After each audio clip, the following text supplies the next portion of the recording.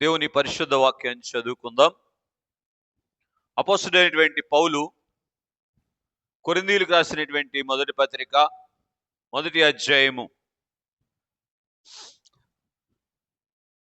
18వ వచనం చదువుకుందాం. సిలువను గూర్చిన వార్త నశించుచున్న వారికి వెర్రితనము గాని, రక్షింపబడుచున్న మనకు దేవుని శక్తి. చాలండి. ఈ వాక్య భాగములో నుంచి దేవుడు మనతో మాట్లాడునుగాక. బాగా గ్రహించండి. దేవుడు మనకు వెల్లడి చేయాలి అనుకున్నటువంటి శక్తి, బాగా వినండి. రెండవది, దేవుని శక్తిని బట్టి ఆయన మనకు చేయాలనుకున్నటువంటి కార్యమును సంపూర్ణంగా చేసింది ఎక్కడ అంటే సిలువలో. దేవుని శక్తిని బట్టి ఆయన మనకు అందించాలి అనుకున్నటువంటి భాగ్యాన్ని అందుకునే భాగ్యములన్నీ కూడా మనకు సిలువలోనే లభించాయి. ఇది మనం గ్రహించాలి. కనుక భక్తులు పాడినటువంటి మాట మనకు బాగా తెలుసు. సిలువయందే ముక్తి బలము చూసితిరా అని అన్నారు. కనుక దేవుని శక్తి ఏమిటో నేను చూడాలి అని అంటే సిలువలోనే చూడాలి. బాగా గ్రహించండి.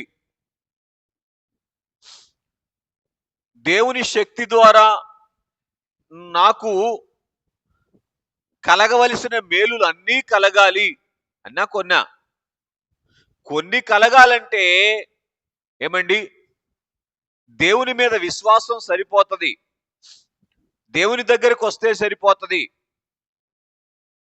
కానీ అన్నీ కలగాలంటే సిలువ వైపు చూసినటువంటి వారముగా ఉండాలి. ఏం కలగాలంటే దేవుని ద్వారా కలగవలసినటువంటి మేలులన్నీ కూడా కలగాలి అంటే.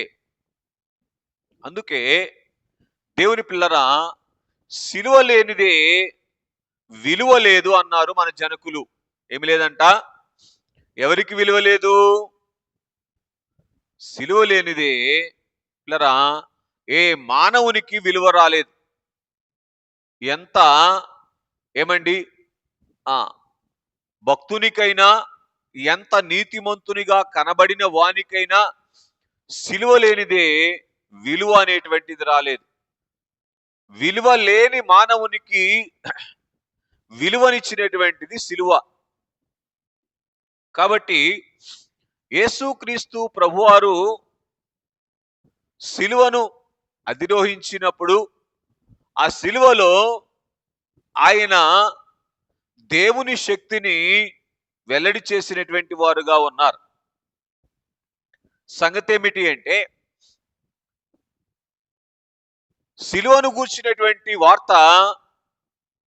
ఎవరికి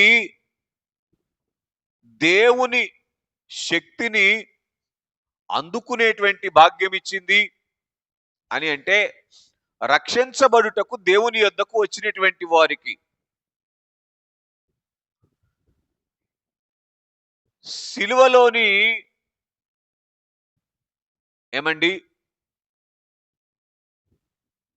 శక్తి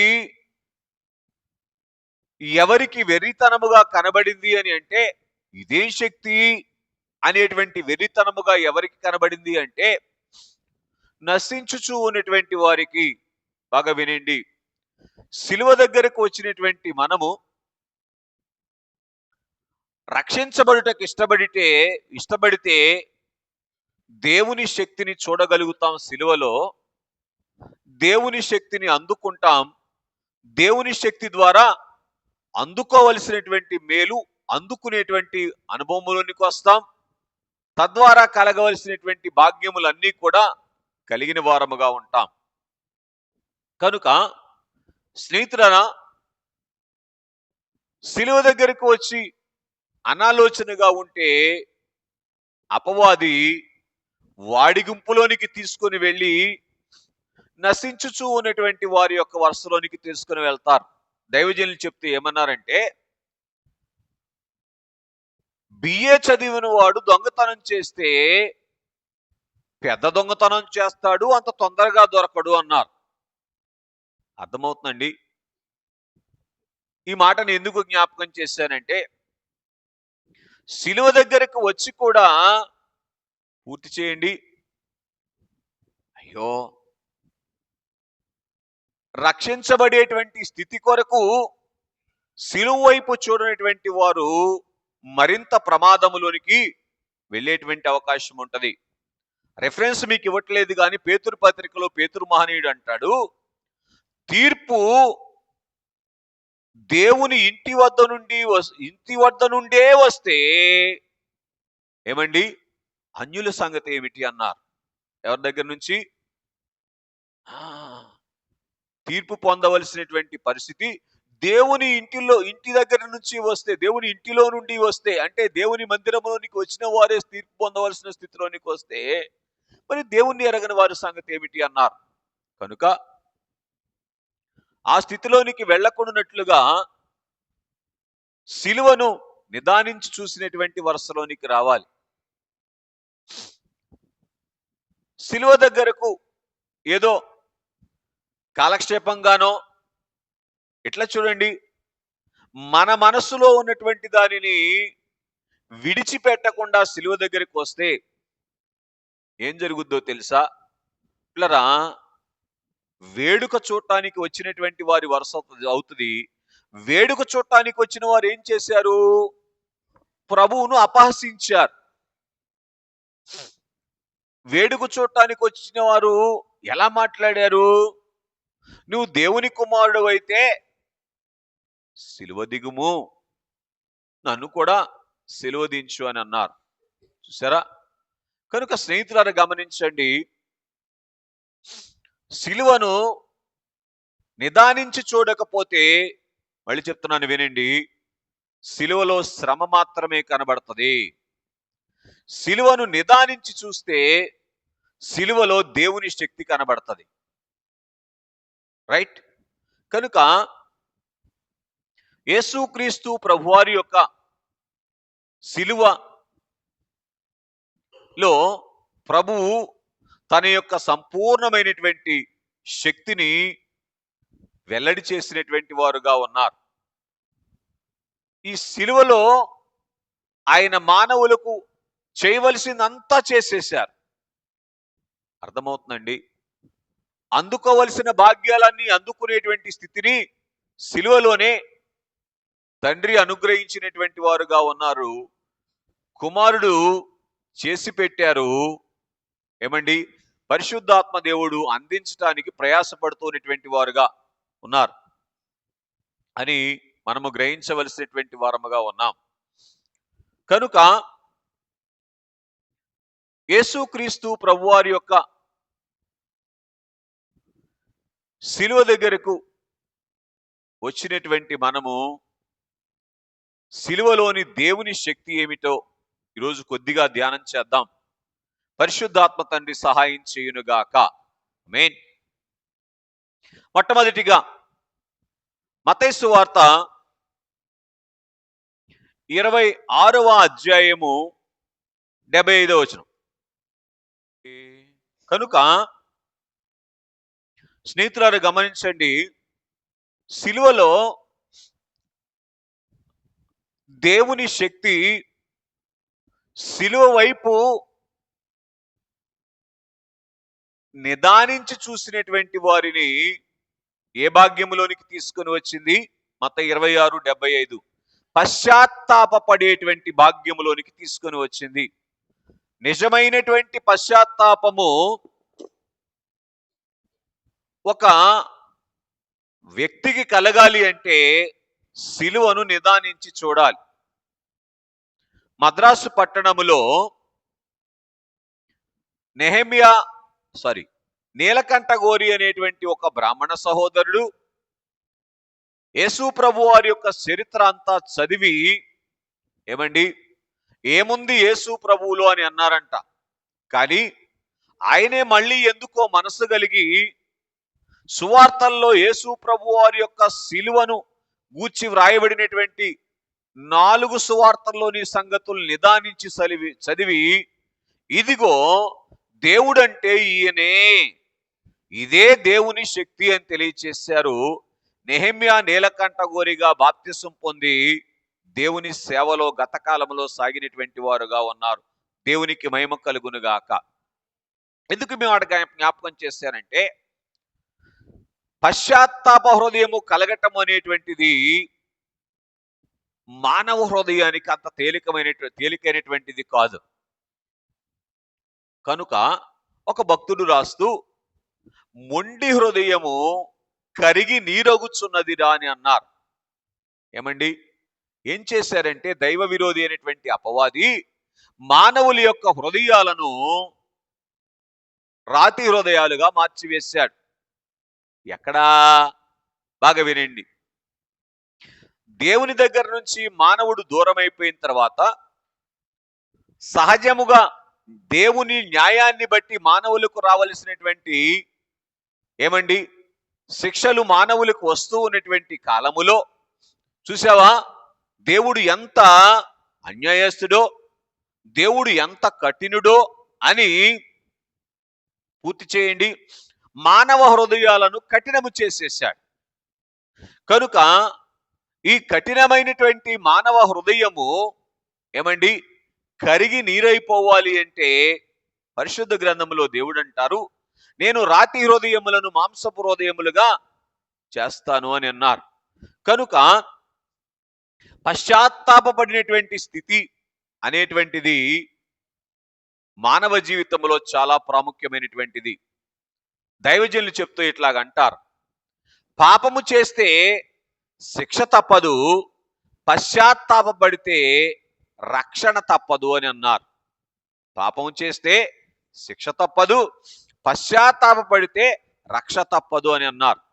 కనుక పాపము చేయని మానవుడు ఎవ్వరూ లేని మాట వాస్తవం. ఇలా గ్రహించండి. ఏంటి పాపం అంటే? దేవుని మాట వినకపోవటమే పాపం. ఏమండి, దేవుడిని ప్రక్కన పెట్టి నాకు నచ్చిన వాడిని నేను దేవుడిగా చేసుకోవటం పాపం కాదా?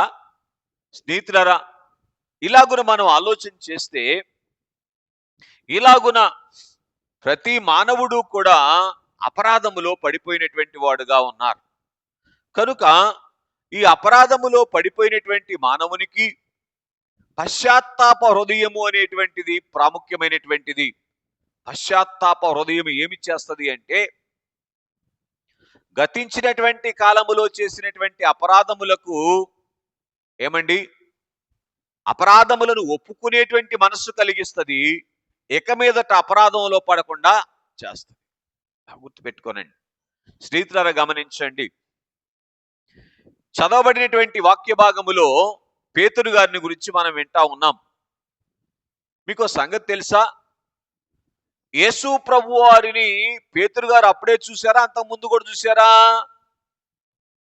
3.5 సంవత్సరాల నుంచి సేవా జీవితంలో చూస్తానే ఉన్నారు కదా.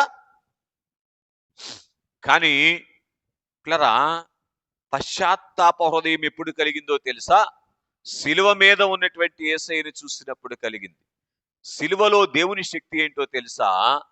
మానవుని యొక్క హృదయమును ఏమండి మార్చేటువంటి శక్తి, మానవుని యొక్క అపరాధములను ఎత్తి చూపించేటువంటి శక్తి, మానవుని అపరాధములో నుంచి బయటికి తీసుకొని వచ్చేటువంటి శక్తి. ఎట్లా చూడండి, అద్భుతాలు చూసిన కాలంలోనేమో ఏం చేశాడంటే, పేతురు గారు ప్రభువును బహిరంగముగా వెంబడించారు. కానీ శిలువ దగ్గరికి వచ్చేవారికి ఏం చేశారు? పారిపోయిన వాడుగా ఉన్నాడు. నేను ఎట్లా చెప్తాను వినండి, బాగా వినండి. అద్భుతాలను ఆశించి వెంబడిస్తూ ఉన్నటువంటి వారు ఒకానొక రోజున ఏం చేస్తారో తెలుసా? పారిపోయే స్థితిలోనికి వస్తారు. ఇంకో మాట నన్ను చెప్పనివ్వండి, అర్థం చేసుకోవడానికి ప్రయత్నం చేయండి. ఒకానొక రోజున ప్రభువును సిలువ వేసే స్థితిలోనికి వస్తారు. ఏంటంట? అద్భుతాలను అద్భుతాల కొరకు యేసుని వెంబడించేసేటి వారు ఒకానొక రోజున ప్రభువును సిలువ వేసేటువంటి స్థితిలోనికి వచ్చేటువంటి వారుగా ఉంటారు. ఎలాగో కూడా చెప్తాను, బాగా వినండి. అద్భుతాలు యేసయ్య చేస్తున్నాడు అని చెప్పి, ఏమండి, నీ స్థానములో నన్ను పెట్టు అనేటువంటి మనస్సు ఒకరోజు రాదంటారా? అద్భుతాల కొరకు యేసయ్యను వెంబడించేటువంటి వారికి. ఏదో ఒక కథ ఉంది ఓ చరిత్రలో. పిల్లరా, ఒక ఆయన తపస్సు చేశాడంట. ఆయన దేవుడుగా భావించిన ఆయనకి తపస్సు చేస్తే, ఆ దేవుడుగా ఆయన చేత భావించబడినటువంటి ఆయన వచ్చి ప్రత్యక్షమై, భక్తుడా నీకేం కావాలి అని అడిగారంట. ఏమి లేదు, నేను ఎవరినెత్తి మీద చేయబెడితే, అర్థమైందా, వాళ్ళు భస్మం అయిపోవాలి, అది వరం నీకు ఉంది కదా, అది నాకు ఇవ్వు అని అడిగాడంట. అంతే, ఇచ్చేసాడంట ఆయన. ఎదడిగిన ఇస్తానన్నావుగా, ఇచ్చేయి అంటే ఇచ్చేసాడంట. పిల్లరా, ఇచ్చిన తర్వాత అక్కడ ఎవరు కనపడలా, ఇచ్చిన ఆయనే కనపడ, వరం ఇచ్చిన ఆయనే కనపడ్డాడు. ఆయన ఎత్తి మీద చేయబెట్టడానికి పరిగెత్తాడంట ఈయన. అర్థమవుతుందండి ఎందుకు ఈ మాట చెప్తున్నానంటే, అద్భుతాలను ఆశించి ప్రభువును వెంబడిస్తూ ఉన్నప్పుడు పిల్లరా, ఆ అద్భుతాల ద్వారా ప్రభువును సిలువ వేసేటువంటి వరుస ఏమిటి అంటే, బాగా వినండి, ఆ అద్భుతాలను ఎంతవరకు వాడుకోవాలి, దేని కొరకు వాడుకోవాలి అనేటువంటి సంగతిని మర్చిపోయే ప్రమాదం ఉంటది. అర్థమవుతుందండి? ఆ అద్భుతాలను అందుకొని మనకు మనం కీడు చేసుకునేటువంటి ప్రమాదం కూడా ఉండి తీరుతుంది. ఇది మనం గ్రహించాల్సినటువంటి సంగతి. అందుకే యూదులు ఏమడిగారు? యేసు ప్రభు అని సూచక క్రియ అడిగారు. ప్రభు ఏమన్నారు? యోనాను గూర్చినటువంటి సూచక క్రియ తప్ప మరేది మీకు ఇవ్వబడదు అని అన్నారు. చాలా బాగా గ్రహించండి. సూచక క్రియలు, అద్భుతాలు అడిగినటువంటి యూదులైనటువంటి వారు ప్రభువుని ఏం చేశారు? ఒక రోజున సిలువను వేశారు. అర్థమవుతుందండి? అలాగే పేతురు గారు కూడా 3.5 సంవత్సరాలు ప్రభుతో ఉన్నప్పుడు అద్భుతాలు చూశాడు, అద్భుతాలు అనుభవించాడు, అద్భుతాలు చేసే వరుసలోనికి వచ్చారు. కానీ దేవుని పిల్లరా, సిలువను గూర్చినటువంటి సంగతిని ఒకసారి ఆయన ఏం చేశాడు? అపార్థం చేసుకున్నాడు. మత్తయి సువార్త 16వ అధ్యాయం 21వ వచనంలో సిలువ నీకు దూరమగునుగాక అని అన్నాడు. అర్థమవుతుందండి? ఈ ఒక్క మాట ఎక్కడికి తీసుకొని వెళ్ళిపోయిందంటే, పిల్లరా, ప్రభువును విడిచి పారిపోయినటువంటి స్థితిలోనికి తీసుకొని వెళ్ళిపోయింది. అంటే పరోక్షముగా ప్రభువును సిలువ వేసినటువంటి స్థితిలోనికి తీసుకొని వెళ్ళిపోయింది. అదే పేతురు సిలువ వైపు చూడగానే ఆయనకి ఏం కలిగిందో తెలుసా? పశ్చాత్తాప హృదయం కలిగింది, సంతాప పడి ఏడ్చెను అని రాయబడి ఉంటుంది. సంతాపపడి ఏడ్చెను. బాగా వినండి, ఈ పశ్చాత్తాప హృదయం ఎంత గొప్ప భాగ్యములోనికి తీసుకుని వస్తుందో తెలుసా? విశ్వాస జీవితములో కలిగి ఉండవలసినటువంటి భాగ్యం ఏమిటో తెలుసా? మొట్టమొదటిగా పశ్చాత్తాప హృదయాన్ని కలిగి ఉండాలి. కనుక ఈ పశ్చాత్తాప హృదయం ఎంత గొప్ప భాగ్యములోనికి తీసుకొని వెళ్ళింది అని మనం ఆలోచన చేస్తే, జీవితకాలము ఒక చిన్న అపరాధములో కూడా పడకుండా నడుచుకున్నాడు ఆ రోజు నుంచి పేతురు గారు. అపోస్తల కార్యముల గ్రంథము 2వ అధ్యాయము 14వ వచనములో మనం చూస్తే, 120 మంది మీదకి పరిశుద్ధాత్మ దేవుడు దిగి వస్తే, వారిలో నుంచి పేతురు గారు లేచి నిలవబడి దేవుని యొక్క వాక్యాన్ని ప్రకటించినట్లుగా మనం చూస్తూ ఉన్నటువంటి వారముగా ఉన్నాం. పిల్లరా, 14వ వచనం చదవవసరం లేదులేండి. అపోస్తల కార్యం 2:14. పశ్చాత్తాప హృదయము కలిగి పిల్లరా మార్పు చెందినటువంటి వారు బాగా వినండి. ఎదురుగా ఉన్నటువంటి పరిస్థితుల వైపు చూడక తనకు దేవుడు అనుగ్రహించబోయేటువంటి మోక్షలోక భాగ్యము వైపు పూర్తి చేయండి. తనకు దేవుడు అనుగ్రహించబోయేటువంటి ధన్యత కొరకు, అంతేకాదు దేవుని అంతరంగములో ఉద్దేశమైనటువంటి అనేకులను రక్షించుట కొరకు ఎక్కడ అవకాశం దొరికితే అక్కడ లేచి నిలబడతారు. అర్థమవుతుందండి? స్నేహితులారా గమనించండి. ఇంత కారులో వస్తూ కొన్ని మాటలు మాట్లాడుతూ ఉంటే, ఏమండి మీరు ఏం చెప్పినా అక్కడ తీసుకెళ్తారేంటండి? లోపల పరిశుద్ధాత్మ దేవుడు ఉంటే ఎక్కడికి తీసుకుని వెళ్తారు? దేవుని వాక్యం దగ్గరికి తీసుకుని వెళ్తారు. అర్థమవుతుందండి? స్నేహితులారా గమనించండి. ఈ పశ్చాత్తాప హృదయమును అందుకున్నటువంటి పేతురు గారు ఏమండి, ఒక్క ప్రసంగముతో 3000 మందిని దేవుని యొద్దకు నడిపించినట్లుగా అపోస్తుల కార్యముల గ్రంథం 2వ అధ్యాయం 41వ వచనంలో మనం చూస్తాం. పశ్చాత్తాప హృదయము కలిగినటువంటి ధన్యత ఎంత స్థితిలోనికి నడిపించింది అంటే, 3వ మాట అపోస్తుల కార్యముల గ్రంథము 5వ అధ్యాయము 41వ వచనములో ఉంటది.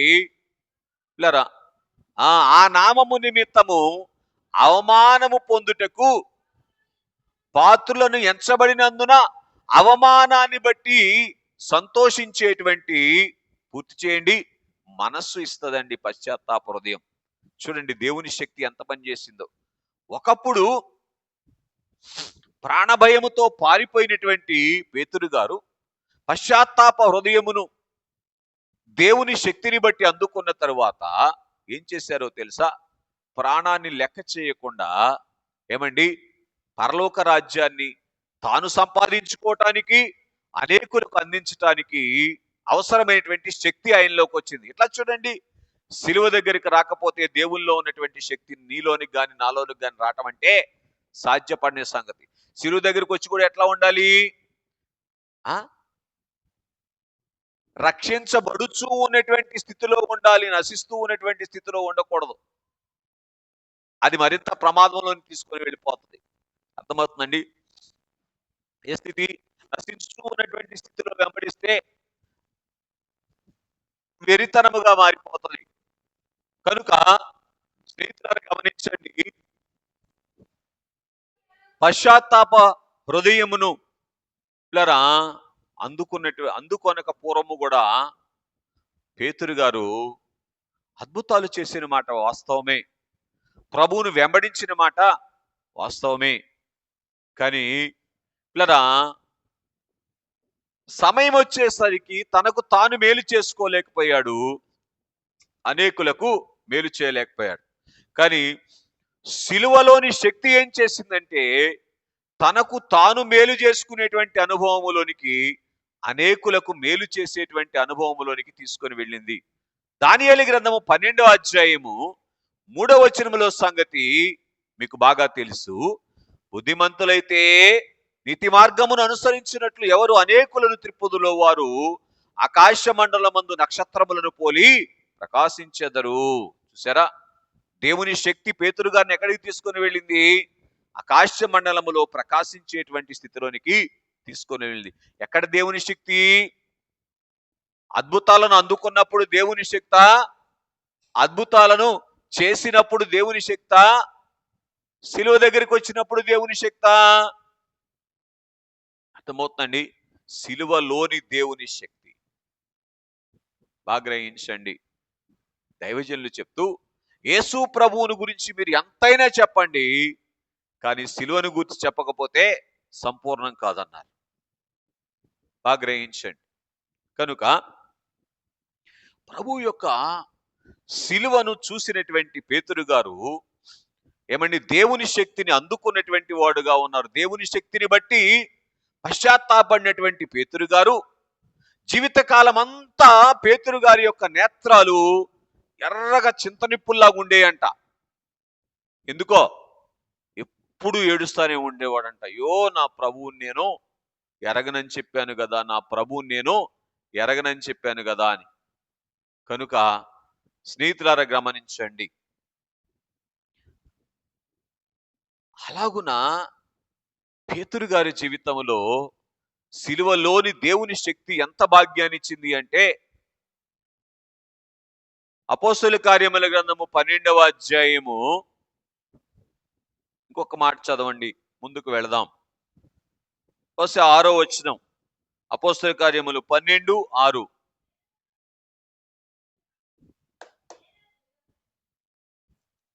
మా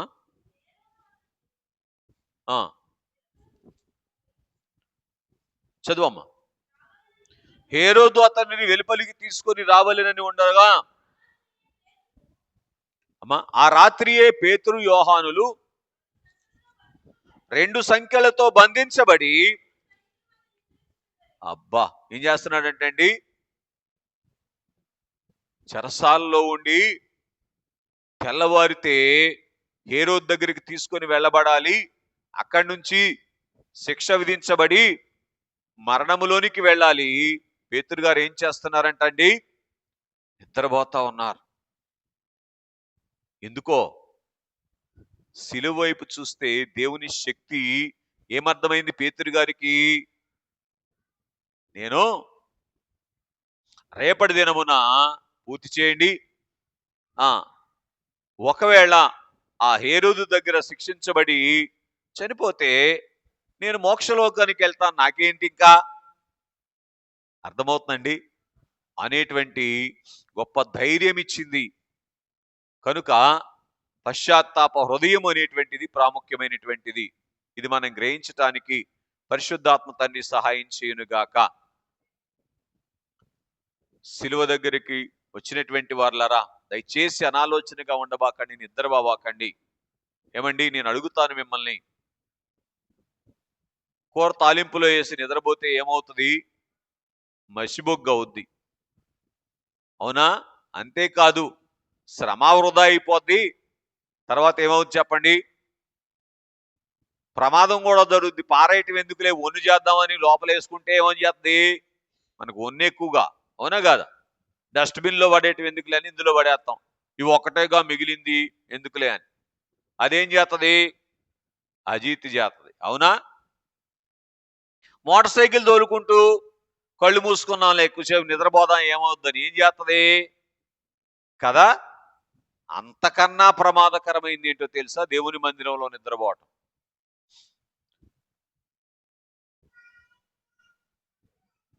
పరోక్షంగా చూస్తూ ఉన్నట్లుగా కనబడ్డారు,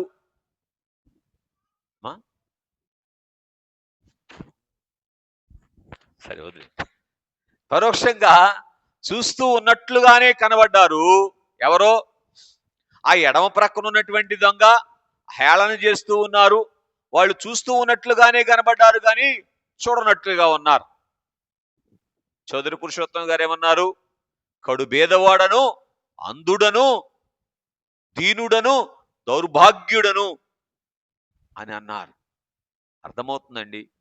కనుక చూడవలసిన రీతిగా ప్రభువును ఏమండి సిలువను చూడకపోతే ఏమండి ప్రమాదములోనికి వెళ్ళేటువంటి అవకాశం ఉంటుంది. కానీ పేతురు గారు నిదానించి ఎప్పుడైతే సిలువ వైపు చూశారో, దేవుని శక్తి ఆయన్ని ఏం చేసిందంటే, ఆయనకు చేయాల్సినటువంటి భాగ్యం ఆయనకి ఇచ్చింది. పశ్చాత్తాప హృదయం కలిగించినట్లుగా మనం చూస్తున్నటువంటి వారముగా ఉన్నాం. తద్వారా పరలోకములో 12 సింహాసనాల్లో ఒక సింహాసనం మీద ఆయన కూర్చున్నారు. దేవునికి మహిమ కలుగునుగాక.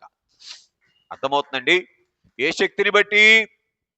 అద్భుతాలు చూసిన శక్తి, అద్భుతాలు చేసిన శక్తి, సిలువలోని దేవుని శక్తిని చూసినటువంటి విధానాన్ని బట్టి. సిలువలోని దేవుని శక్తి పరలోకములో 12 గోత్రాల వారికి తీర్పు తీర్చేటువంటి స్థానంలో కూర్చున్నబెట్టింది. ఎవరిని? పిరికివాడైనటువంటి పేతురును, దుడుకువాడైనటువంటి పేతురును, పారిపోయిన వాడైనటువంటి పేతురును. బలహీనతలు అందరికి ఉన్నాయి, కానీ సిలువ వైపు చూసిన రోజున ఏమండి సింహాసన భాగ్యాన్ని అందుకోగలుగుతాం. కనుక మరి ఒకటిగా మనం చూస్తే లూకాసు సువార్త 23వ అధ్యాయం 34వ వచనం క్లుప్తంగానే మాట్లాడతాను చూడండి. తండ్రి, వీరేమి చేయుచున్నారో వీరెరుగురు గనక వీరిని క్షమించు. అర్థమవుతుందండి. సిలువలో ఉన్నటువంటి శక్తి ఏంటో తెలుసా పిల్లరా? నశించిపోతూ ఉన్నటువంటి వారిని ప్రేమించేటువంటి శక్తి. ఏ శక్తి చెప్పండి? ఆ నశించిన దానిని వెతికి రక్షించటానికి మనుష్య కుమారుడు ఈ లోకానికి వచ్చాను అని మాట్లాడినటువంటి ప్రభు అద్భుతాల ద్వారా రక్షించలేకపోయారు, అవునా? కానీ సిలువ మీద ఆయన ఏం చేశారు? రక్షించినటువంటి వారుగా ఉన్నారు. కనుక సిలువలోని శక్తి ఏమిటి అంటే పిల్లరా, గాయపరిచిన వారిని ప్రేమించేటువంటి శక్తి. ఏం చెప్పండి అది? సిలువ వేస్తూ ఉన్నటువంటి వారిని ప్రేమించేటువంటి శక్తి దేవుని శక్తి. అది దేవుని శక్తి ఎక్కడ వెల్లడి అయింది అంటే సిలువలో ఆయన వెల్లడి చేసినటువంటి వారుగా ఉన్నారు. ఏమండి?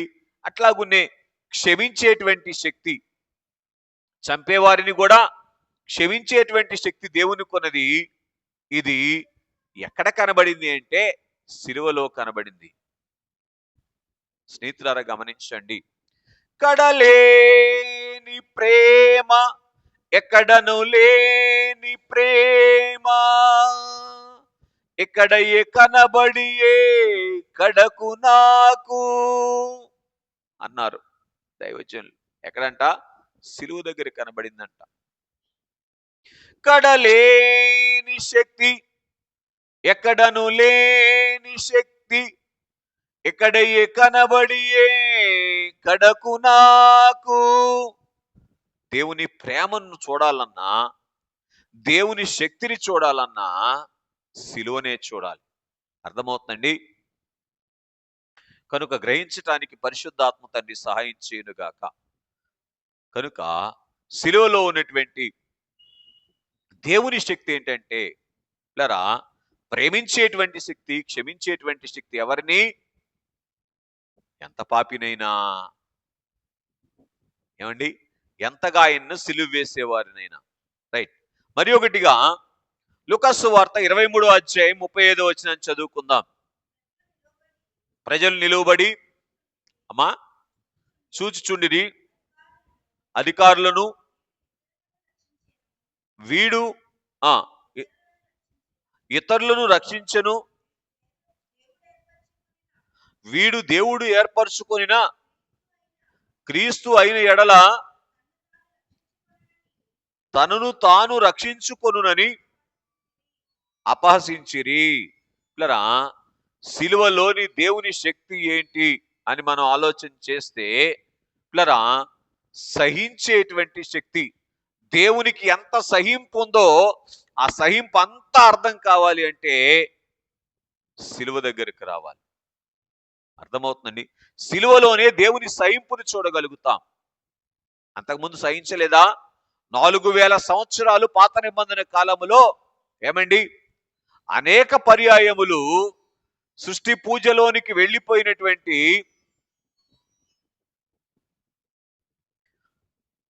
దేవజనాంగాన్ని సహించుకోలేదా?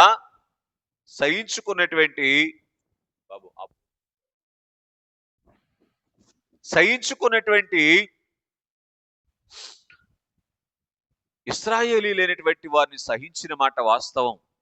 కానీ బాగా గ్రహించండి, సిలువలో ఉన్నటువంటి దేవుని శక్తి ఏంటి అని కొద్దిగా ఆలోచన చేయటానికి ప్రయత్నం చేయండి. దేవునికి ఎంత సహింపు ఉందో. చాలాసార్లు ఏమనుకుంటాం తెలుసా? ఏంటో దేవుడు వారవలేకపోతున్నాడు అనుకుంటాం. అంతేనా కాదా? ఓర్ నాయను, మనమేమో ఎక్కువ వార్చుకుంటున్నాం, ఆయనే వార్చం. ఏమండి? నేను పెద్దోడిని అవటం ఇష్టం లేక నన్ను ఎక్కడే ఉంచుతున్నాడు అని అనుకుంటాం. అవునా కాదు? నిజం. మొన్న ఒక 25 ఎకరాలు ఆసామంటాడు. ఏమి ఇచ్చిండేంటి దేవుడు నన్ను? అసలు నన్ను పెద్దోళ్ళు చేయాలని దేవుడు ఉందా ఏంటి? ఏమండి? ఆలోచన చేయటానికి ప్రయత్నం చేయండి. అంతకన్నా పెద్దోడిని చేస్తే అసలు పెద్దరికం పోద్ది. ఈ సంగతి అర్థం కావట్లా. పోదా? ఏ పెద్దరికం పోద్ది? పరలోకంలో 24 పెద్దలు ఉన్నటువంటి ఆ కనీసం వాళ్ళు పక్కకి వెళ్ళేటువంటి స్థితి అయినా ఏముంటది? ఇల్లే. అవునా? చాలా జాగ్రత్త సుమా. దేవుని పిల్లారా గ్రహించండి. పిల్లరా, దేవుడు ఎంత సహింపు కలిగినటువంటి వారంటే, పిల్లరా, ఆయన సహింపు మనకు అర్థం కావాలి అంటే, పిల్లరా, సిలువలోనే చూడాలి. సిలువలో ఆయన సహింపు, ఎంత సహించుకునే శక్తి ఉంది ఆయనకి. ఆయన ప్రాణం తీస్తున్నా సహించుకునేటువంటి శక్తి ఉందండి. ఈ సంగతి గ్రహింపులోనికి వచ్చినటువంటిది పిల్లరా ప్రభు సిలువ దగ్గరకు వచ్చినటువంటి వారు. కనుక దేవుని శక్తిని, అది వారికి శక్తి అయిపోయింది. అదేమైపోయింది చెప్పండి? వారికి శక్తి అయిపోయింది. కనుక ఆ సిలువలో ఉన్నటువంటి దేవుని శక్తిని చూసుకున్నటువంటి వారు వీళ్ళేం చేశారు? రాళ్లతో కొట్టబడతాన్నా, రంపాలతో కొయ్యబడతా ఉన్నా ఏం చేశారు చెప్పండి? సహించుకున్నటువంటి వారుగానే ఉన్నారు. హెబ్రీయులకు రాసిన పత్రిక 11వ అధ్యాయము 35వ వచనం. హెబ్రీ పత్రిక 11వ అధ్యాయం 35వ వచనం.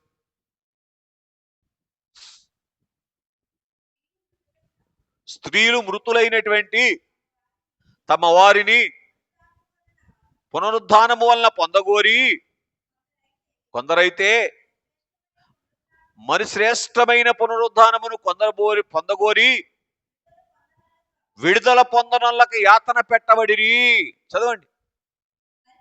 మరికొందరు తిరస్కారములను, కొరడా దెబ్బలను, బంధకములను, ఖైదును అనుభవించిరి. రాళ్లతో కొట్టబడిరి, రంపములతో కొయ్యబడిరి, శోధింపబడిరి, ఖడ్గముతో చంపబడిరి, గొర్రె చర్మములను, మేక చర్మములను వేసుకొని దరిద్రులయ్యుండి, చదవండి, హింస పొందుచు అడవుల్లోనూ కొండల మీదను గుహలలోను సొరంగములలోను తిరుగులాడుచు సంచరించిరి. అది అట్టి వారికి ఈ లోకము యోగ్యమైనది కాదు అన్నారు పౌలు గారు. ఒకటే మాట. అర్థమవుతుందండి? దేవుని శక్తి ఏం చేసిందో తెలుసా? మానవ నేత్రాలకు యోగ్యమైనటువంటిదిగా కనబడేటువంటి లోకాన్ని యోగ్యం కానిదిగా భావించేటట్టు చేసింది. ఏమండి?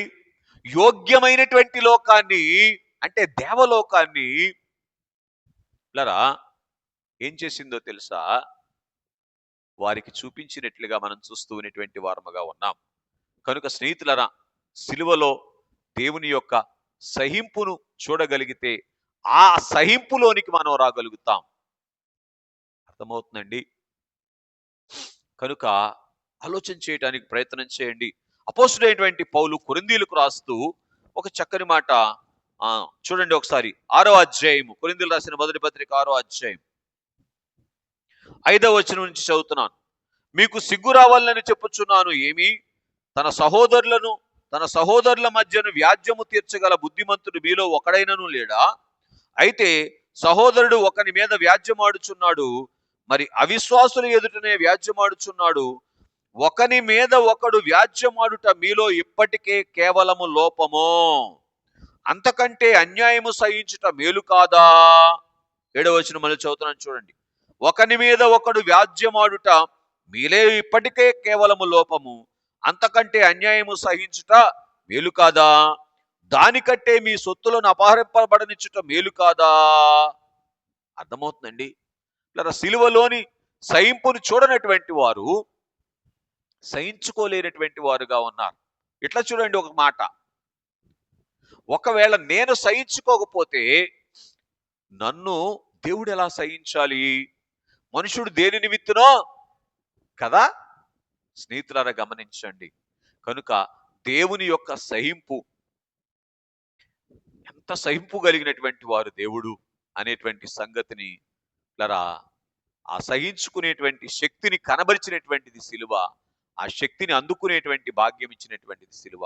అందుకే అపోస్తలులైనటువంటి వారు ఆ సిలువను ఎప్పుడైతే నిదానించి చూశారో లరా అంతగా వారు సహించుకున్నటువంటి వారుగా ఉన్నారు. వారిని యాతన పెడుతూ ఉన్నటువంటి వారిని అయిలారా అని బ్రతిమలాడుకొని సువార్త చెప్పినటువంటి వారుగా ఉన్నారు. అనేకులను దేవుని యొక్క రాజ్యములోనికి నడిపించినటువంటి వారుగా ఉన్నారు. దేవునికి మహిమ కలుగును గాక. అర్థమవుతుందండి. మరి ఒకటిగా మనం చూస్తే 4వదిగా లూకాసు వార్త 23వ అధ్యాయము 40వ వచనం. అమ్మా రెండవ వాడు వారిని గద్దించి, నీవును అదే శిక్షా విధిలో ఉన్నావు గనుక దేవునికి భయపడవా? ఏమండి, మనకైతే ఇది న్యాయమే అని అంటా ఉన్నారు.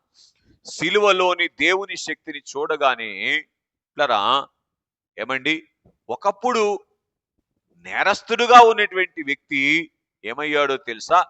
న్యాయాధిపతి అయిపోయాడు. ఏమండి, నేరస్తుడిగా ఉన్నటువంటి వాడు తీర్పు తీస్తా ఉన్నాడు, ఇది మనకు న్యాయమే, కానీ ఇది ఆయనకు ఏమండి ఆయన పొందదగినటువంటిది కాదు అనేటువంటి సంగతిని వెల్లడి చేస్తున్నటువంటి వారుగా ఉన్నారు. ఏంటి సిలువలోని దేవుని శక్తి? ఏమండి, దైవజనులు చెప్తూ అన్నారు, దొంగను దొరగా మార్చేటువంటి శక్తి సిలువలో ఉన్నది. ఇట్లరా బాగా గ్రహించండి. ఒక విలేకరి ఒకరోజు ఒక అరణ్య ప్రాంతంలో ప్రయాణం చేస్తా ఉన్నాడంట. ప్రయాణం చేస్తా ఉంటే ఒక 35 సంవత్సరాల వయసు ఉన్నటువంటి వ్యక్తి బైబిల్ పట్టుకొని వెళ్తున్నాడంట. అరణ్యంలో వెళ్తా ఉంటే, ఏంటి బైబిల్ ఉంది నీ చేతిలో అంటే, నేను ప్రార్థన చేసుకుంటానండి అని అన్నాడంట. అంటే ఆయన అన్నాడంట, ఆయన కాకపోతే ఎవరు లేరా నీకు అన్నాడంట. ఏంటది? ఈ బైబిల్ కాకపోతే ఇంకా ప్రపంచంలో పుస్తకాలు లేవా చదవటానికి అంటే ఆయన చెప్పాడంట, ఈ బైబిల్ నా చేతిలో లేకపోతే ఇప్పుడు నువ్వు ఉండవా అని అన్నాడంట. అదేంటి అంటేను, నేను ఒకప్పుడు మనుషులను చంపుకొని తినేవాడిని, నరమాంస భక్షకుణ్ణి. ఒక ఆయన నాకు సువార్త చెప్పి బైబిల్ ఇచ్చాడు. ఈరోజు నేను ఏమండి మానవుణ్ణి అయిపోయాను, నరమాంస భక్షకుణ్ణి కాస్త ఏమండి మామూలు దేవలోకములోనికి చేరుకునేటువంటి మానవుని స్థితిని సంపాదించుకున్నానని తెలియజేశారు. దేవునికి మహిమ కలుగును గాక. సిలువలోని శక్తి ఏం చేస్తుందో తెలుసా? ఎవరు ఏ విషయములో మారాలన్నా సిలువ దగ్గరికే రావాలండి. మీకు తెలుసా, మనం చాలా తెలివిగల వాళ్ళం. మన పిల్లలకు చాలా కౌన్సిలింగ్ ఇస్తాం, అట్లా చేయకూడదమ్మా, ఇట్లా చేయకూడదమ్మా అని అంటాం కదా. మన యజమానురాళ్ళు కూడా ఏం చెప్తాం చెప్పండి? చెప్తాం కదా అని. కానీ సిలువ దగ్గరికి మట్టి తీసుకురాం. ఎక్కడ తీసుకురాం? సిలువ దగ్గరికి తీసుకురాం. సిలువ దగ్గరికి తీసుకొని రాకుండా, సిలువ వైపు చూడకుండా ఎవరో చెప్తే ఎవరో మారతారంటే పిచ్చి భ్రమ అంతే. అందుకే ఎక్కడికైనా తీసుకెళ్తాం కానీ, ఎందుకని? వాళ్ళు మారిన దగ్గర నుంచి లేని పని మనకి ఇబ్బంది కాదు, నువ్వేంటి ఎడి చేస్తున్నావు ఏంటి మారాక అంటారుగా కదా. నిజం. స్నేహితులారా గమనించండి, గమనించండి. కనుక దొంగను దొరగా మార్చేటువంటి శక్తి ఏమండి సిలువలో ఉన్నది. అన్యాయస్తుడిని న్యాయస్తుడిగా మార్చేటువంటి శక్తి సిలువలో ఉన్నది. ఇది మనం గ్రహించండి, అర్థం చేసుకోవటానికి పరిశుద్ధాత్మ తండ్రి సహాయం చేయనుగాక. ఇట్లరా ఒక మాట చదవండి, సరేలేండి తర్వాత చదువుదురు. మరి ఒకటిగా మనం చూస్తే లూకాసు వార్త 23వ అధ్యాయము 43వ వచనం. లూకాసు వార్త 23:43. అమ్మా, అందుకు ఆయన వానితో, నేడు నీవు నాతో కూడా పరదైసులో ఉందువు. చాలు. కనుక స్నేహితులారా గమనించండి, కొంచెం ఫాస్ట్గా వెళ్తాను, ముగింపులో ముఖ్యమైన మాటలు ఉన్నాయి. ఇలా గ్రహించండి. ఇలా దొంగను సైతము పరదైసులో తన ప్రక్కన చేర్చుకునేటువంటి శక్తి సిలువలో ఉన్నది. దేవుని శక్తి ఎక్కడ కనబడిందంటే సిలువ. దేవుని శక్తి ఏంటి? ఎంత గొప్ప దొంగను కూడా తన ప్రక్కన పెట్టుకొనగలిగినటువంటి శక్తిమంతుడు దేవుడు. ఆ శక్తి ఎక్కడ కనబడింది? సిలువలో కనబడింది. రైట్. మరి ఒకటిగా మనం చూస్తే మత్తయి వార్త 27వ అధ్యాయము 51వ వచనంలో మనం చూస్తే, మత్తయి వార్త 27:51. అప్పుడు దేవాలయపు తెర పైనుంచి కింది వరకు రెండుగా చిరిగెను. చాలు, అర్థమవుతుందండి. సిలువలోని దేవుని శక్తి ఏం చేసిందంటే, దేవునికి మానవునికి మధ్య ఉన్నటువంటి అడ్డు తెరను చింపివేసింది. గత కాలములో దేవాలయములో ఎలాగుండేదో తెలుసా? పరిశుద్ధ స్థలానికి అతి పరిశుద్ధ స్థలానికి మధ్యలో తెర ఉండేది. ఈ అతి పరిశుద్ధ స్థలములోనికి పరిశుద్ధ స్థలములో ఉన్నటువంటి వారు రావటానికి వీల్లేదు. వస్తే మళ్ళీ వెనక్కి వెళ్ళరు, బూడిదైపోతారు. అది పరిస్థితి. ప్రత్యక్ష గుడారంలో సంగతి మాట్లాడుతున్నా. ప్రధాన యాజకుడు అది కూడా సంవత్సరానికి ఒకసారే ఏం పట్టుకొని రావాలి? రక్తాన్ని పట్టుకొని రావాలి. వస్తే పైన కూడా బయటికి వెళ్ళడం. అటువంటి స్థితి. దేవునికి మానవునికి మధ్య అంత పెద్ద అడ్డు ఉన్నది. ఈ అడ్డు ఏం చేయబడింది చెప్పాలి. నిద్రబాబాకన్నమ్మా, నిద్రబాబాకన్నమ్మా, ఎందుకు అంత నిద్ర వస్తుంది నీకు? కనుక స్నేహితులారా గమనించండి, ఏంటి దేవునికి మానవునికి మధ్య ఉన్నటువంటి అడ్డు అంటే, యెషయా గ్రంథములో ప్రభు అంటారు ఏమండి, పాపము దేవునికి మీకు మధ్య అడ్డుగోడగా నిలబడింది అన్నారు. అర్థమవుతుందండి? ఈ గోడ ఏం చేయబడిందంటే కూల్చివేయబడింది. చూడండి ఒకసారి విలాప వాక్యంలోనికి రండి. మీరు ఇంటికి వెళ్ళాక దయించి ఒక పని చేయండి. విలాప వాక్యములు 3వ అధ్యాయం మొత్తం చదవండి. ఆ 3వ అధ్యాయం మొత్తం శిలువ చరిత్ర. ఏమండి, అదంతా ఎవరు అనుభవించాల్సిందో తెలుసా? మనము అనుభవించవలసింది.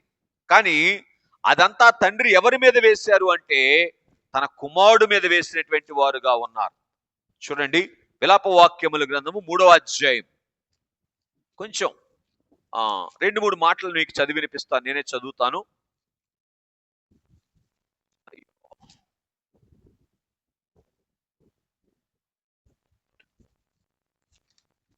రైట్. 3వ అధ్యాయముల నుంచి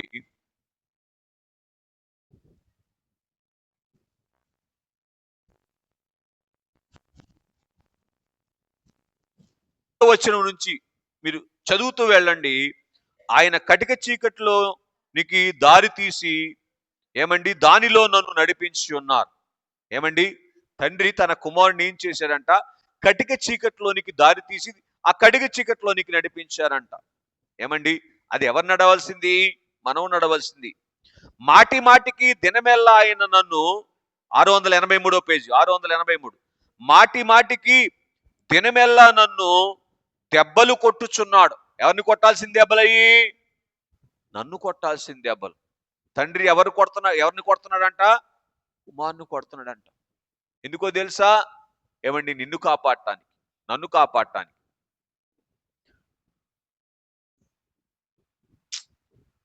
అలాగే ఆయన నా మాంసమును చర్మమును క్షీణింపజేసి ఉన్నాడు. ఏమండి, క్షీణింపజేయుచున్నాడు. నా ఎముకలను విరగొట్టుచున్నాడు. నాకు అడ్డముగా కంచి వేసి ఉన్నాడు. విషమును మాచిప్రతిని నా చుట్టూ మొలిపించి ఉన్నాడు. పూర్వకాలమున చనిపోయిన వారు నివసించున్నట్లు ఆయన చీకటి గల స్థలముల్లో నన్ను నివసింపజేసి ఉన్నాడు. ఆయన నా చుట్టూ కంచె వేసి ఉన్నాడు. నేను బయలు వెళ్ళకుండానట్లు బరువైన సంఖ్యలు నాకు వేసి ఉన్నాడు. నేను బతిమాలి మొరలిడనను నా ప్రార్థన వినకుండా తన చెవి మూసుకొని ఉన్నాడు. ఆయన నా మార్గములకు అడ్డుగా చిక్కుడు రాళ్లను కట్టి ఉన్నాడు. నేను పోజాలకుండినట్లు నా త్రోవలను కట్టివేసి ఉన్నాడు. నా ప్రాణమునకు ఆయన పొంచి ఉన్న ఎలుగుబంటు వలె ఉన్నాడు. చాటైన చోటుల్లో నుండి సింహమోలే ఉన్నాడు.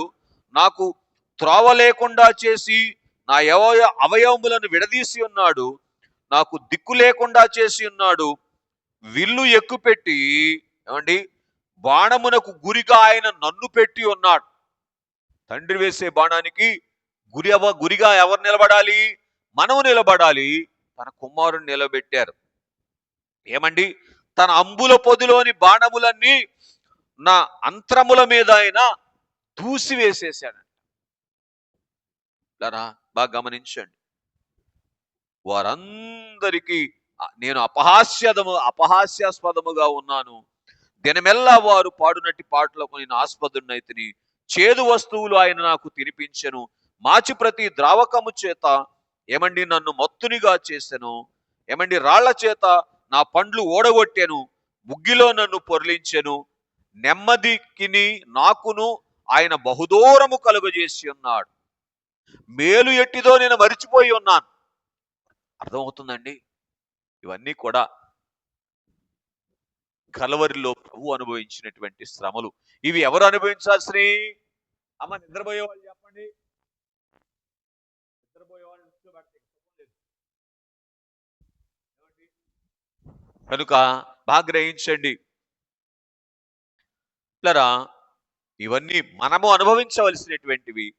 కానీ ఏం జరుగుతా ఉంది అంటే ప్రభు నిరంతరము అనుభవిస్తూ ఉన్నటువంటి వారుగా ఉన్నారు. దేవుడు ఆ అడ్డును తొలగించటానికి తన మీద వేసుకున్నారు. అర్థమవుతుందండి? ఎవరి మీద? యేసు ప్రభు వారు శిలువ మీద వేసుకున్నారు. శిలువ మీద వేసుకొని ఏమండి ఆయన శరీరము చీల్చబట్టాన్ని బట్టి ఆయనకు మనకు మధ్య ఉన్నటువంటి అడ్డు ఏమైంది? చీల్చివేయబడింది. అర్థమవుతుందండి? కనుక ఈరోజు తండ్రి అని ఆయన పాదాల దగ్గర కూర్చుంటున్నామంటే శిలువలోని దేవుని శక్తి. ఏం చెప్పండి ఒకసారి? రైట్. మరి ఒకటిగా మనం చూస్తే మత్తయి సువార్త 27వ అధ్యాయం 52వ వచనములో పరిశుద్ధుల శరీరములను లేపినటువంటిది శిలువలోని దేవుని శక్తి. వరుసగానే చదువుతున్నాను చూడండి. మత్తయి సువార్త 27:52. పరిశుద్ధుల శరీరములు లేచినవి. ప్రభు శిలువ మీద యజ్ఞం చేయకపోతే ఏమండి ఇక్కడ ఉన్న వాళ్ళు ఇక్కడే, ఇక్కడ ఉన్న వాళ్ళు ఇక్కడే, అంతే. అర్థమవుతుందండి? కనుక పరిశుద్ధుల శరీరాలు లేచినట్లుగా మనం చూస్తూ ఉన్నటువంటి వారముగా ఉన్నాం. అందుకే దైవజనులు అన్నారు, అక్షయ దేహము దాల్చితివీవో ఆనందమొందు. మత్తయి సువార్త 27వ అధ్యాయము 54వ వచనం. శతాధిపతియు ఆయనతో కూడా ఉన్న సైనికులు కూడా జరిగిన కార్యములను చూసి ఈయన నిజముగా దేవుని కుమారుడని చెప్పుకొనిరి. దేవుడు ఎవరో చూపించినటువంటిది ఏంటో తెలుసా? శిలువ. అర్థమవుతుందండి? ఎట్లా చూడండి, దేవుని మందిరములోనికి వచ్చిన శిలువ వైపు చూడకపోతే దేవుణ్ణి దేవుడుగా భావించలేం. దేవుడు ఇచ్చిన వాటిని, దేవుడిచ్చిన వారిని దేవుళ్ళుగా భావించే ప్రమాదం. అదేంటి? ఈ కావచ్చు, ఈ కావచ్చు, ఏమండి ఇంకెయ్యో వీటన్నింటి ఎట్లా భావించే ప్రమాదం ఉంటది? అయ్యో దేవుళ్ళుగా భావించేటువంటి ప్రమాదం ఉంటది. కనుక స్నేహితులారా గమనించండి, శిలువ దేవుని యొక్క శక్తిని ఎలా వెల్లడి చేసిందంటే ఇదిగో ఈయనే దేవుడు అనేటువంటి సంగతిని శిలువ మనకు చూపించింది. రైట్. మరి ఒకటిగా మనం చూసినటువంటి వారముగా ఉన్నట్లయితే మత్తయి సువార్త 27వ అధ్యాయములోనే 57వ వచనము, లూకా సువార్త 23:51 చదవవసరం లేదు. కానీ రహస్య భక్తుణ్ణి బహిరంగ భక్తునిగా చేసినటువంటిది శిలువ. రైట్. ముఖ్యమైన 3 విషయాలు రాసుకోండి. పేతురు రాసినటువంటి మొదటి పత్రిక 5వ అధ్యాయము 4వ వచనం. పేతురు రాసిన మొదటి పత్రిక 5వ అధ్యాయం 4వ వచనం చదవండి. ప్రధాన కాపరి ప్రత్యక్షమైనప్పుడు వాడబారని మహిమ కిరీటము మీరు పొందుదురు. ఇట్లా చూడండి, శిలువ మీదండి నా పెళ్లి కుమారుడు అంటే నా దేవుడు ఏమండి, స్త్రీలు దేవుడు అని ఎవరినంటారు కదా? అవునా? కనుక అందుకే బైబిల్లో ఏం చెప్తుందో తెలుసా? నిన్ను సృష్టించినటువంటి వాడు నీకు భర్త అయి ఉన్నాడు. అర్థమవుతుందండి? కనుక దేవుడు ఏం చేశారు శిలువ మీద అంటే ఇట్లా చూడండి, ముళ్ళ కిరీటమును ఆయన అనుభవించి మహిమ కిరీటం మనకిచ్చాడండి. దేవునికి మహిమ కలుగును గాక.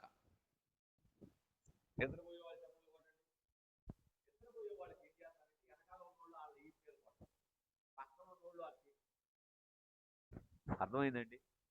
కాపాడుకోవాలి మనం తప్ప. కనుక స్నేహితులారా గమనించండి, శిలువ ఏం చేసింది చెప్పండి ఒకసారి? ఆయన ముళ్ళ కిరీటమును అనుభవించి ఆ శక్తిని బట్టి మనము మహిమ కిరీటాన్ని అందుకునేటువంటి భాగ్యాన్ని ఇచ్చింది. అంతరంగ సిలువ అనేటువంటి మాటలో దైవజనులు ఇలా చెప్పారు. బహిరంగానికి ముళ్ళ కిరీటము, అంతరంగానికి మహిమ కిరీటం. ఏంటా మహిమ కిరీటం? మనందరినీ మహిమపరిచేటువంటి మహిమ కిరీటం.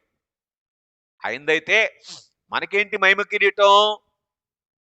ఏమండి, ఇదిగో సిలువలోని శక్తి చేత నేను ఆ అనేకమైనటువంటి శ్రమలను అనుభవించి ఆ శ్రమల్లో నిలబడ్డాను కాబట్టి ఇదిగో మహిమ అని ఇలా దేవుడిచ్చినటువంటి ఆ మహిమను కిరీటంగా పెట్టుకొని చూపిస్తాం.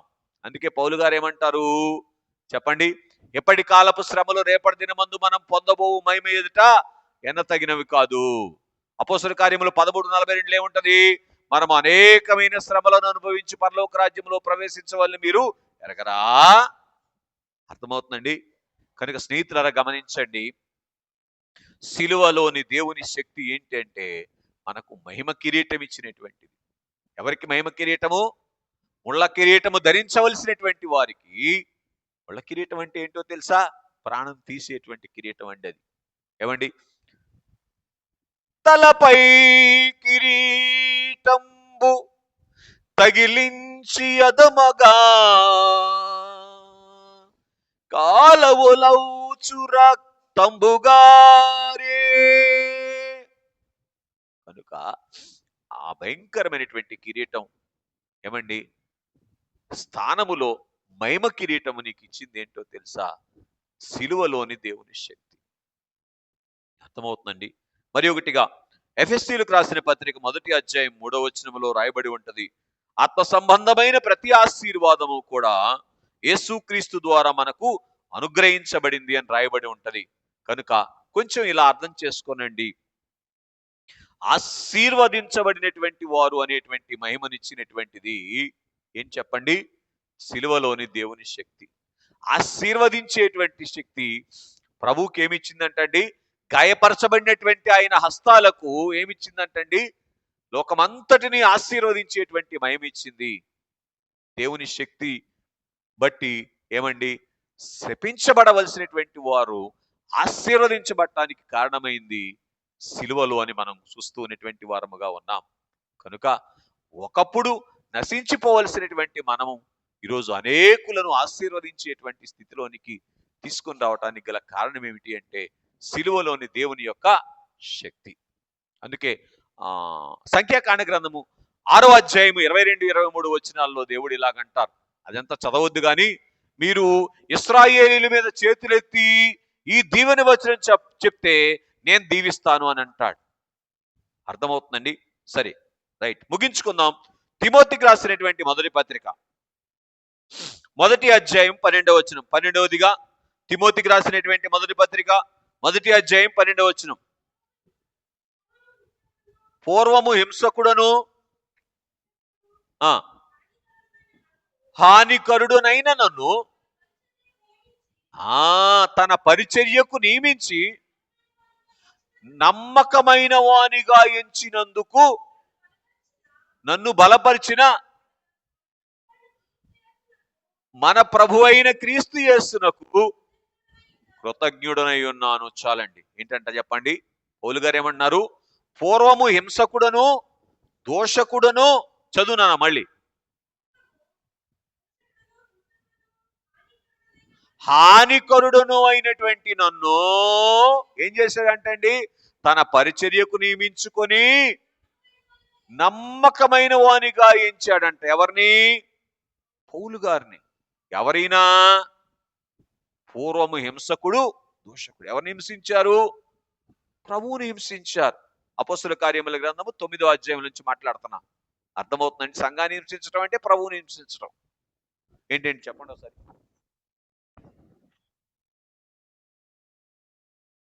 సభ నిమిత్తము చేసినది నా సొంతము కన్నట్టు ఎంచుదును అన్నారు తండ్రి గారితో 72వ పాటలో. అలాగున్నే సభను హింసిస్తే కూడా ఆయన హింసించినట్లు భావిస్తారు. ఇట్లరా, ఒకప్పుడు హింసకుడు దోషకుడు హానికరుడు. అసలు పౌలు పేరు చెప్తేనే హాని అంట, సౌలుగా ఉన్నప్పుడు. కనుక వాస్తవానికి సౌలు పౌలు ఒకరే కదా. ఒక భాషలోనేమో సౌలు, ఒక భాషలోనేమో పౌలు. కనుక స్నేహితులారా గమనించండి. కాబట్టి ఏంటి సిలువలోని శక్తి ఏం చేసింది? కడపట అకాలమందు పుట్టిన నాకును కనబడెను అని అన్నారు గనుక పౌలు గారికి సిలువలో ప్రభు కనబడగానే ఆయన ఏమయ్యారంట చెప్పండి? ప్రక్కలో పొడిచిన వాడు అక్కున చేర్చబడ్డాడు. దేవునికి మహిమ కలుగును గాక. సిలువలోని కనుక స్నేహితులారా గమనించండి, ప్రక్కలో పొడిచిన వానిని అక్కున చేర్చుకునేటువంటి శక్తి సిలువలో ఉంది. దేవునికి ఏ ప్రేమ ఉందండి? ప్రక్కలో పొడిచిన వాడిని అక్కున చేర్చుకునేటువంటి ప్రేమ ఉంది, శక్తి ఉంది. కానీ అది ఎక్కడ వెల్లడి అయింది? అది ఎక్కడ సాధ్యపడింది అంటే సిలువలో సాధ్యపడింది. మనం అందరం ఏం చేసాం? ఒకప్పుడు ఆయన ప్రక్కలో బల్లెముతో పొడిచాం, లేదా ఏం దేవుడు ఈ దేవుడని నచ్చిన వాళ్ళను దేవుళ్ళుగా చేసుకుని కదా. కనుక అలాగ పొడిచినటువంటి మనలను ఆ గాయములోనికి మనల్ని చేర్చుకొని ఏం చేస్తున్నారు చెప్పండి? తన హక్కును చేర్చుకుంటా ఉన్నారు. సరా సిలువలోని దేవుని శక్తి ఏమండి వైపు నిత్యము చూస్తూ అలాగున దేవుని శక్తిని బట్టి ఏమండి శక్తిని అందుకొని లోకమును, శరీరమును, అపవాది తంత్రములను, వాయుమండలములో ఉన్న దురాత్మల సమూహమును జయించి మేఘమెక్కగలిగినటువంటి ధన్యత తండ్రి మనెల్లరకు దయచేయునుగాక. ఆమేన్.